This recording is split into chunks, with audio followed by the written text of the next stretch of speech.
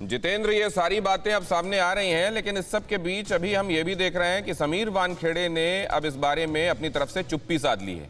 वहां 5 सदस्यीय टीम भी पहुंची हुई है विजिलेंस की, जो उनके खिलाफ लगे आरोपों की जांच भी कर रही है। उस तरफ, उस फ्रंट से क्या खबर है?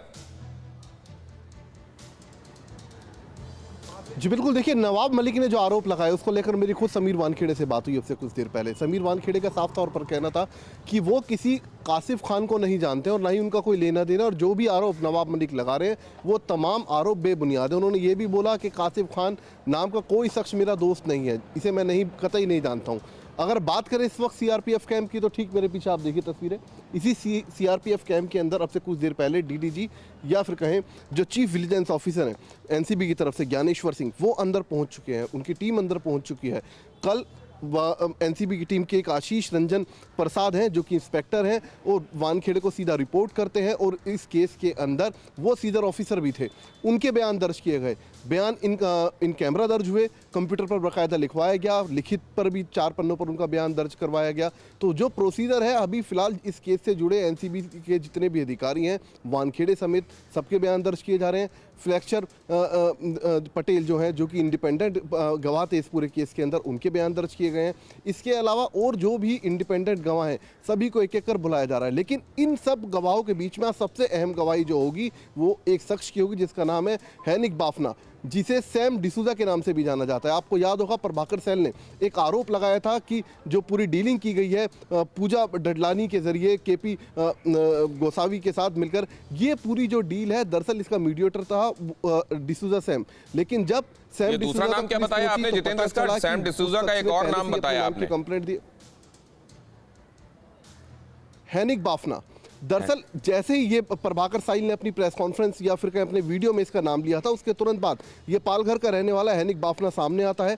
वो साफ नाटकीय रूप से वो अपनी फोटो रखता है, वो बताता है कि जो प्रभाकर साइल दावा कर रहे हैं कि मेरा नाम सैम डिसूजा है, मेरा नाम दरअसल सैम डिसूजा नहीं है, मैं पालघर का रहने वाला हैनिक बाफना हूं और मेरा इस केस से कोई लेना देना नहीं है। तो इस पूरे केस में जो सबसे अहम गवाह होगा वो आज हैनिक बाफना होगा, जो तकरीबन 1 से 2 के बीच में आज सीआरपीएफ कैंप पहुंचेगा, जो पूरी कहानी बताएगा। और सीधे तौर पर ये जो गवाह है इसने प्रभाकर साइल के बयानों को गलत ठहराया और उसके खिलाफ एक मुकदमा भी दर्ज करवाया पालघर थाने के अंदर। जी तो हैनिक बाफना उर्फ सैम डिसूजा, क्या हैनिक बाफना इन सब कामों को अपना नाम उस समय एक ये छद्म नाम रखकर, सैम डिसूजा नाम रखकर इन सब कामों को अंजाम देता था, और वाकई उसका वजूद इस पूरे मामले में एक लिंक के तौर पर है, या असल में हैनिक बाफना का कोई लेना देना नहीं और एक मनगढ़ंत किरदार बनाया गया सैम डिसूजा नाम से, और एक्चुअली जब वो आदमी सामने आया तो उसकी पहचान अलग है, और आज इस बारे में वो साफ स्थितियां साफ भी कर देगा। अब जरा इसको समझने के लिए चलते हैं हमारे साथ जो मेहमान जुड़े हुए हैं उनके पास।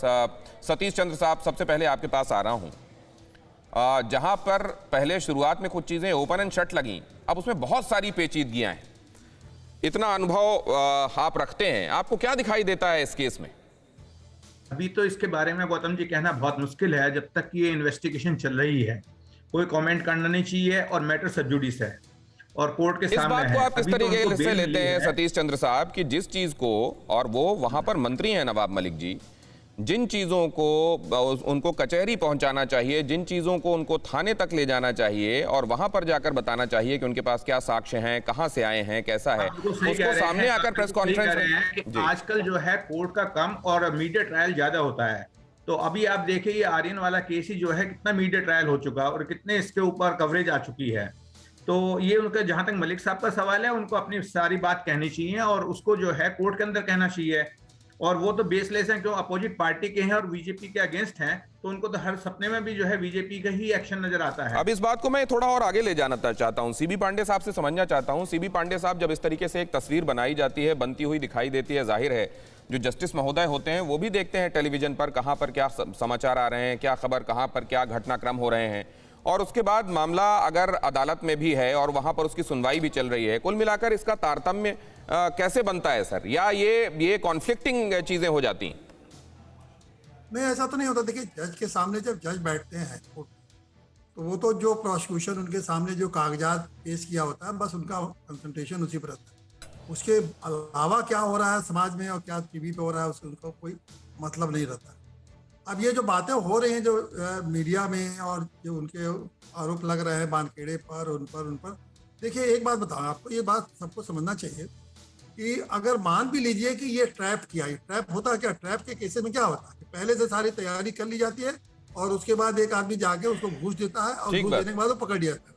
वो सारी तैयारी होती है। अगर मान लीजिए ये पूरी तैयारी इन लोगों ने किया भी था, अगर ड्रग्स के मामले में कि ये सब तैयार करके ले इनको बुलाओ और उनको इस तरह करो, तो ये सारे के सारे बातें होते हुए भी अगर ऑफेंस बनता है, उनके यहाँ से रिकवरी होती है और रिकवरी के बाद उनके साथ तमाम एविडेंसेस मिलते हैं जिनका ये कनेक्शन है ड्रग लेने का और ड्रग खरीदने का, ड्रग बेचने का, तो ये सारे एविडेंसेस को आप इस तरह से नहीं खारिज कर देंगे कि इन लोगों ने पहले से सब तैयारी करके इनको फंसाया है। वो एक अलग बात है, वो फंसाने वाले गलत फंसाए हैं, वो अलग बात है, उसका इन्वेस्टिगेशन अलग चलेगा। लेकिन इससे ऑफेंस जो हो रहा है, कमिट हो रहा है, क्योंकि आपको रिकवरी है तो रिकवरी है, बताइए आपको रिकवरी है। और मोरओवर ये जो एक्ट है, इस एक्ट में आप खुद को निर्दोष साबित करना पड़ता है कि हमारे पास कुछ नहीं है, जो कुछ कह रहा है ये प्राइमा फेसी। कोर्ट की दिक्कत होती है कोर्ट के सामने कि जब तक कोर्ट ये तय न कर ले कि प्राइमा फेसी कोर्ट सेटिस्फाइड न हो जाए कि कोई एविडेंस नहीं है, तब तक वो जमानत नहीं देती। ये नॉर्मल जमानत की केस नहीं है। और इसमें मैं तो कहूंगा कि नॉर्मल आदमी की जमानत तो 6-6 महीने ऐसे मैटर में नहीं होती है। शाहरुख खान के बेटे को आर्यन को तो मैं देख रहा हूँ, इसमें तो वो भाग्यशाली है। ये बड़ी तो इंपॉर्टेंट बात आपने सर 24-25 कही, दिन में मैं ये- इसको जरा ले जाना चाहता हूं आगे। पांडे सर, मैं आपके पास वापस लौटता हूं, लेकिन आपने ये जो बात कही कि ये तो प्रोसेस होता है, ये तरीका होता है। अगर किसी करप्ट व्यक्ति को कभी पकड़ना है तो कई बार उसके लिए ट्रैप ले किया जाता है, और इसमें यह कह देना कि फंसाने के लिए किया गया, ये अपने आप में सही नहीं है, क्योंकि वो व्यक्ति वहां पहुंचा, इससे कौन इनकार कर सकता है? क्रूज में ये कंजम्पशंस हो रहे थे और किस चीज के लिए वहां पर ये लोग गए थे, इससे कौन इनकार कर सकता है? अड़ी सोमवार से शुक्रवार शाम 6 बजे सिर्फ TV9 भारतवर्ष पर।